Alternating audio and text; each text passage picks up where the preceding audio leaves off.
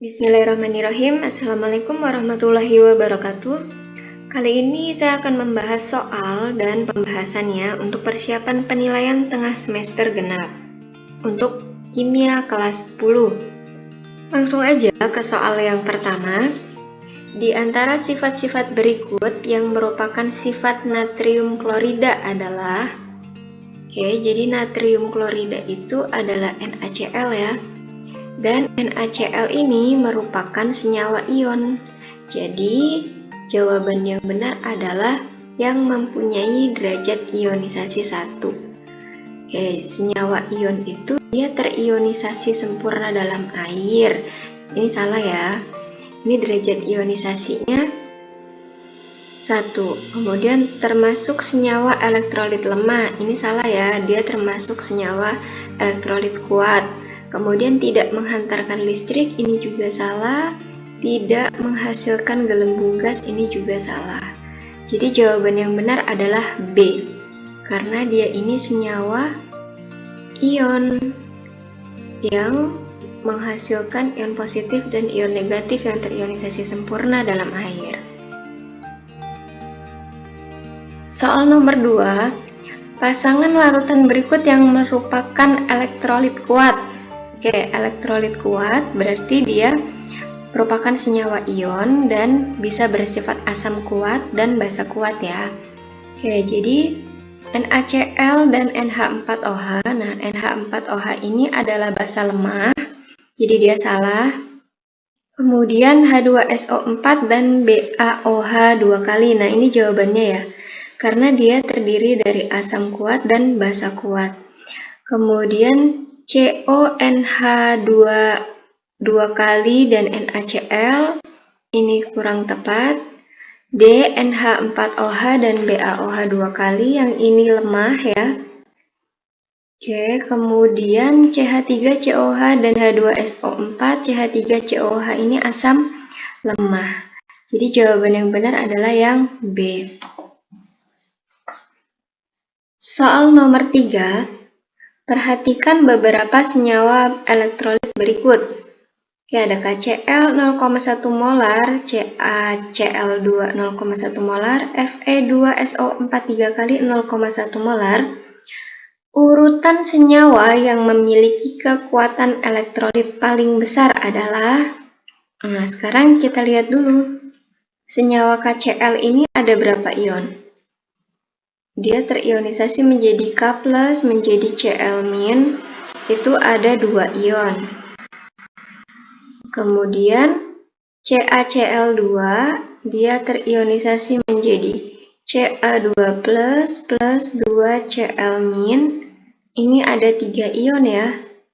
Nih, ada 2 dan ini ada 1 ion Ca.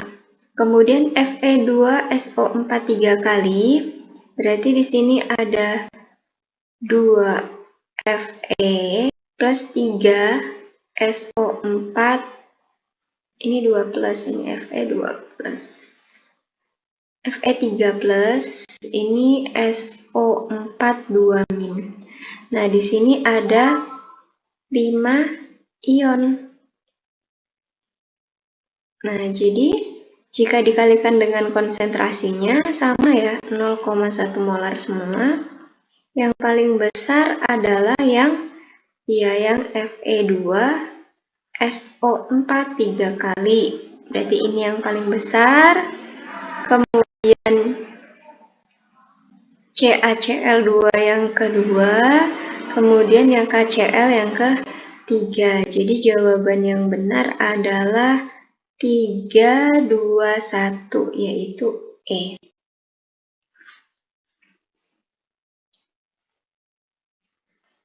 Soal nomor 4, aliran elektron yang tepat pada proses penghantaran arus listrik dari uji larutan elektrolit yaitu, di sini yang harus kalian tahu bahwa arus listrik itu mengalir dari kutub negatif ke kutub positif. Berarti dari kutub negatif itu apa? Katoda ke anoda. Jadi ke kutub negatif ke kutub positif ya.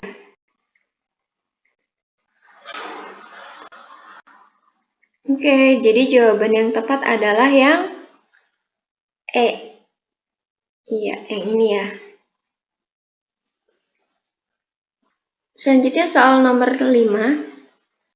Larutan dari senyawa kimia berikut yang tidak dapat menghantarkan arus listrik.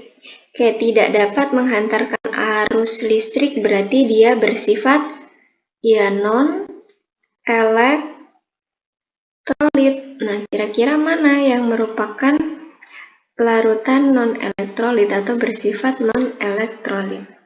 Ya, jadi jawabannya yang A.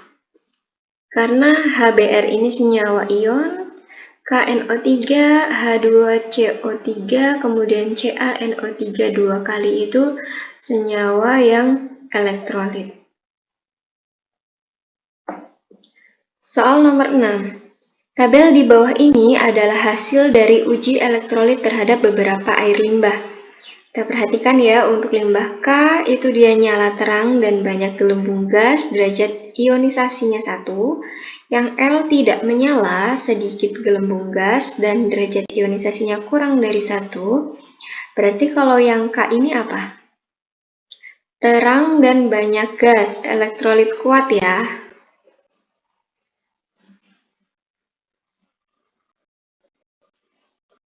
Oke, ini penanya agak macet-macet. Oke, yang kedua, yang L tidak menyala tapi terdapat sedikit gelembung gas, berarti dia ini elektrolit lemah. Iya. Kemudian yang M, dia nyalanya redup, kemudian terdapat sedikit gelembung gas dan derajat ionisasinya kurang dari 1, maka limbah M ini dia juga elektrolit lemah. Oke, yang N tidak menyala lampunya, kemudian tidak terdapat gelembung gas dan derajat ionisasinya 0. Berarti dia non-elektrolit. Yang O, dia nyala lampunya tidak menyala, terdapat sedikit gelembung gas dan derajat ionisasinya kurang dari 1. Berarti ini elektrolit lemah. Iya, betul. Nah, sekarang yang ditanya, yang merupakan elektrolit kuat dan non-elektrolit. Jadi yang mana? Elektrolit kuat itu yang K, non-elektrolit itu yang N. Jadi jawaban yang benar adalah B.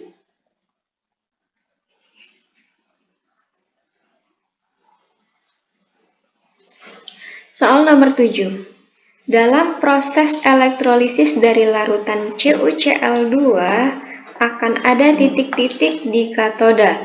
Oke, katoda ini adalah kutub negatif. Kalau kutub negatif berarti dia terjadi reaksi apa? Reaksi reduksi atau penangkapan elektron. Penangkapan elektron, iya. Nah ini ya, jadi penangkapan elektron. Elektronnya dari mana? Tentu dari Cl yang mengalami oksidasi. Jadi jawabannya B. Soal nomor 8. Pernyataan yang tepat mengenai sifat daya hantar listrik larutan HCl 0,1 molar dengan larutan H2CO3 0,5 molar adalah, oke, nomor 8 ini HCl, kita lihat dulu, HCl itu merupakan asam kuat. HCl itu merupakan asam kuat. Nah, kemudian H2CO3 itu merupakan asam lemah. Oke, jadi pernyataan yang benar yang mana? Larutan H2CO3 merupakan larutan elektrolit kuat. Ini salah ya, dia harusnya lemah. Kemudian larutan H2CO3 mempunyai derajat ionisasi 1. Ini juga salah karena dia tidak terionisasi sempurna, tapi terionisasi sebagian karena dia merupakan asam lemah. Senyawa HCl terionisasi sebagian dalam air, dalam larutan. Salah ya, karena dia terionisasi sempurna. Karena kan dia asam kuat, iya. Uji elektrolit larutan HCl menghasilkan nyala lampu redup. Salah, harusnya terang ya. Oke, yang benar adalah yang E. Larutan HCl menghantarkan arus listrik lebih baik dibandingkan dengan H2CO3. Oke, ini benar.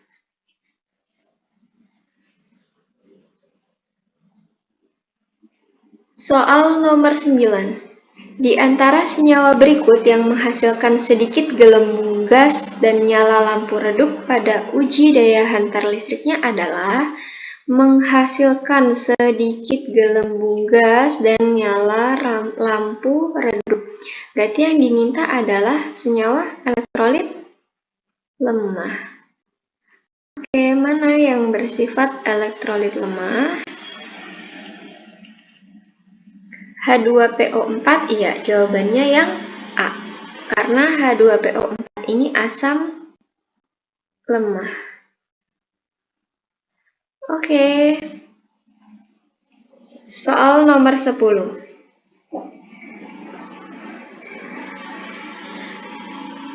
Alat uji elektrolit digunakan untuk menguji dua sampel berbeda, yaitu larutan KCl dan HBr murni. Hasil uji yang mungkin diperoleh adalah, yang pertama kita harus analisis dulu. KCl itu merupakan senyawa apa? Ya.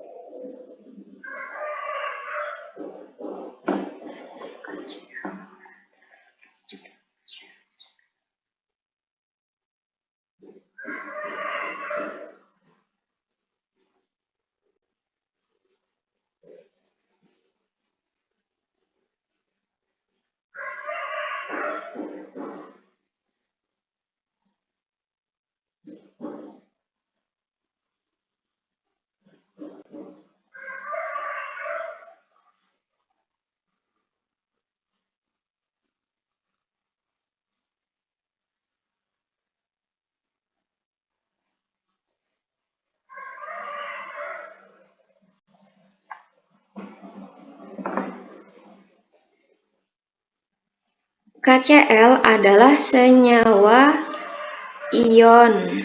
Oke, senyawa ion berarti kan dia akan terionisasi sempurna ya.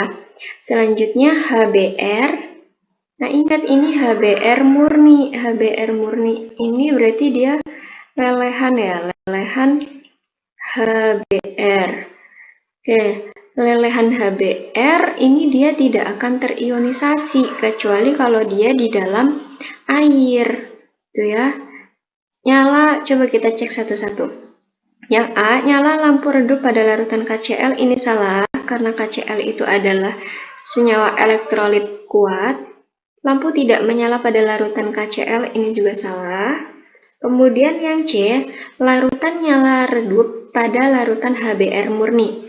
Salah, jadi kalau dia HBr murni itu, dia jadinya non-elektrolit ya.